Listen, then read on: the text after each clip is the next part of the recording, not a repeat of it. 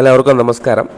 ഇന്ന് മാർച്ച് 3 സ്വച്ഛതാ പക്കോടയുടെ ഭാഗമായി കൊണ്ട് തന്നെ ഇന്ന് അംഗൻവാടികൾ കേന്ദ്രീകരിച്ചുകൊണ്ട് നടത്തേണ്ട പ്രധാനപ്പെട്ട പ്രവർത്തനങ്ങൾ എന്തൊക്കെയാണെന്നുള്ളത് ഈ സെഷനിലൂടെ കൃത്യമായി മനസ്സിലാക്കുക.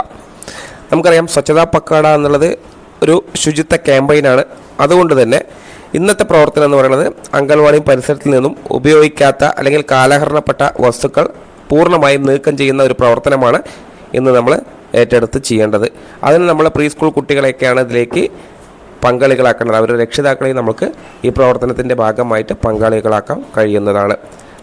നമുക്കറിയാം, അംഗനവാടിയിൽ ഉപയോഗിക്കാൻ കഴിയാത്ത സാധനങ്ങൾ പെറുക്കി വൃത്തിയാക്കുന്നതിനെ ഡീക്ലട്ടറിങ് എന്നാണ് പറയാറുള്ളത്. ഇത് വളരെയധികം പ്രധാനപ്പെട്ടതുമാണ്. കാരണം കുട്ടികളുടെ സുരക്ഷ, ആരോഗ്യ സംരക്ഷണം, ശുചിത്വം എന്നിവ ഉറപ്പാക്കാൻ ഇനി പറയുന്ന കാര്യങ്ങൾ കൂടി പ്രത്യേകം ശ്രദ്ധിക്കുക. ആദ്യം തരംതിരിക്കലാണ്, സോർട്ടിംഗ് എന്ന് പറയും. അതായത് ഉപയോഗിക്കാൻ കഴിയാത്ത സാധനങ്ങൾ വേർതിരിച്ചെടുക്കുക. തകർന്ന കളിപ്പാട്ടങ്ങൾ, പൊട്ടിയ കസേര അല്ലെങ്കിൽ മേശ, കാലഹരണപ്പെട്ട ചാർട്ടുകൾ എന്നിവ തന്നെ കൃത്യമായി മാറ്റി വെക്കുക. അതേപോലെ ഉപയോഗിക്കാവുന്നവ ഉണ്ടാവും, റിപ്പയർ ചെയ്യാൻ പറ്റുന്നവ, പൂർണ്ണമായും ഉപേക്ഷിക്കേണ്ടവ എന്നിങ്ങനെ 3 വിഭാഗങ്ങളാക്കി നമ്മൾ പെറുക്കിയെടുത്ത കാര്യങ്ങൾ മാറ്റിവെക്കുക.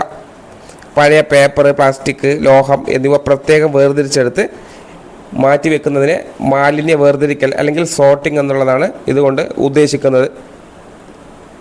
ഇനി നമ്മൾ പ്രധാനമായി ശ്രദ്ധിക്കേണ്ട വേറൊരു മേഖല എന്ന് പറയുന്നത് കുട്ടികളുടെ സുരക്ഷയാണ്. അതിന് കൂടുതൽ മുൻഗണന കൊടുക്കണം. അതായത് ഇത്തരത്തിൽ നമ്മൾ സാധനങ്ങൾ കളക്ട് ചെയ്യുന്ന സമയം മൂർച്ചയുള്ള വസ്തുക്കൾ, പൊട്ടിയ ഗ്ലാസ്സുകൾ, ആണികൾ ഇവ എന്തെങ്കിലും ഉണ്ടെങ്കിൽ ഉടനെ തന്നെ അത് നീക്കം ചെയ്യണം. വൈദ്യുതി വയറ്, പൊട്ടിയ പ്ലഗുകൾ, അതേപോലെ പഴയ ബാറ്ററികളൊക്കെ ഉണ്ടാവും. ഇവയൊക്കെ തന്നെ കുട്ടികളുടെ കൈവശമാകാതിരിക്കാൻ കൂടെ പ്രത്യേകം ശ്രദ്ധ കൊടുക്കുക. കീടങ്ങൾ, കൂടുകൂട്ടിയ സാധനങ്ങൾ ഇവയെല്ലാം തന്നെ ഒഴിവാക്കണം. വൃത്തിയാക്കുമ്പോൾ കുട്ടികളെ അകലം പാലിപ്പിച്ച് നിർത്തുക. ഈ പ്രവർത്തനത്തിൻ്റെയൊക്കെ ഭാഗമാക്കാൻ നമ്മൾ ക്ഷണിക്കുന്നുണ്ടെങ്കിലും കുട്ടികളെ സംബന്ധിച്ചിടത്തോളം ഇത്തരത്തിലുള്ള കാര്യങ്ങൾ അവരുടെ കൈകളിലേക്ക് എത്തിപ്പെടാതിരിക്കാൻ പ്രത്യേകം നമ്മൾ ശ്രദ്ധിക്കണം. അതേപോലെ പരിസ്ഥിതി സൗഹാർദ്ദ നിർവഹണം അത് കൃത്യമായി തന്നെ നമ്മൾ പാലിക്കേണ്ടതുണ്ട്. അതായത് പ്ലാസ്റ്റിക്, പേപ്പർ, ലോഹം എന്നിവ റീസൈക്ലിങ്ങിന് വേണ്ടി നമ്മൾ നൽകണം. ജൈവ മാലിന്യങ്ങൾ ഉണ്ടെങ്കിൽ കമ്പോസ്റ്റ് ചെയ്യണം. പ്രാദേശിക പഞ്ചായത്ത്, മുനിസിപ്പാലിറ്റി നിർദ്ദേശങ്ങൾ പ്രത്യേകം പാലിച്ചെടുക്കുക. ഉപേക്ഷിക്കുന്ന സാധനങ്ങൾ ഒരിക്കലും തന്നെ നിങ്ങൾ പരിസരത്തിട്ടോ പുറത്തോ കത്തിക്കരുത്. അത് പുക വരും, അത് ദോഷമാവും.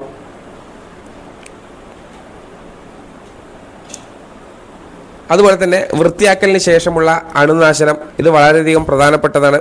ഷെൽഫ്, അലമാര, കളിപ്പാട്ടങ്ങൾ എന്നിവ അണുനാശിനി ഉപയോഗിച്ച് തുടർച്ച് വൃത്തിയാക്കുക. നിലം സോപ്പ് വെള്ളം ഇട്ടിട്ടോ അല്ലെങ്കിൽ ഫിനോയിൽ ഉപയോഗിച്ചോ കഴുകുക. വായു സഞ്ചാരം ഉറപ്പാക്കാൻ ജനലുകൾ നന്നായി തുറന്നിടുക. മാസത്തിൽ ഒരിക്കലെങ്കിലും സ്റ്റോർ റൂം പരിശോധിക്കുക. കൃത്യമായി അവിടെ എല്ലാം തന്നെ ക്ലീൻ ചെയ്യുക. ഈ പ്രധാനപ്പെട്ട തലക്കെട്ടുകളെല്ലാം മനസ്സിലാക്കിക്കൊണ്ട് ഇതെല്ലാം തന്നെ നമ്മളുടെ ഇന്നത്തെ പ്രവർത്തനത്തിൻ്റെ ഭാഗമാക്കാൻ പ്രത്യേകം ശ്രദ്ധിക്കണം. ഇതിനെല്ലാം ശേഷം തന്നെ നമ്മളൊരു ഡോക്യുമെൻറ്റേഷൻ തയ്യാറാക്കുക. അതായത് നമ്മൾ ഇന്ന് നടത്തിയ പ്രവർത്തനത്തിൻ്റെ ഭാഗമായിട്ട് ഈ ഒഴിവാക്കിയ സാധനങ്ങളുടെ ലിസ്റ്റ് എന്തൊക്കെയാണെന്നുള്ളത് വേർതിരിച്ച് തയ്യാറാക്കി വെക്കുക. ഉപയോഗയോഗ്യമായ സംഭരണപ്പുരയിൽ ക്രമപ്പെടുത്തി സൂക്ഷിക്കുക. മേലധികാരികളെ അറിയിച്ച് ഇതിന് വേണ്ടിയിട്ടുള്ള കാര്യങ്ങൾ എന്തൊക്കെയാണെന്നുള്ള നടപടി എടുക്കുന്നതിന് വേണ്ടിയിട്ട് എന്തൊക്കെ കാര്യങ്ങൾ ചെയ്യണം, ഇത്ര കാര്യങ്ങളൊക്കെ നമ്മൾക്ക് കളക്ട് ചെയ്ത് കിട്ടിയിട്ടുണ്ട് എന്നുള്ളത് അവരെ കൂടെ അറിയിക്കുക. അതിന് എന്താണ് ചെയ്യേണ്ടത് എന്നുള്ളത് കൂടി നിങ്ങൾക്ക് മുകൾ ഭാഗത്തു നിന്ന് കിട്ടുന്ന നിർദ്ദേശം പാലിക്കുക എന്നുള്ളതാണ്.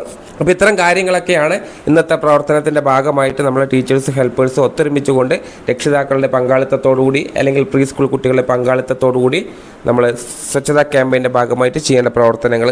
അംഗനവാടിയിൽ അനാവശ്യ സാധനങ്ങൾ ഉണ്ടെങ്കിൽ നീക്കം ചെയ്യുന്നത് വെറും വൃത്തിയാക്കൽ മാത്രമല്ല, കുട്ടികൾക്ക് സുരക്ഷിതവും ആരോഗ്യകരവുമായ പഠനാന്തരീക്ഷം സൃഷ്ടിക്കുന്ന പ്രവർത്തനം കൂടിയാണ്.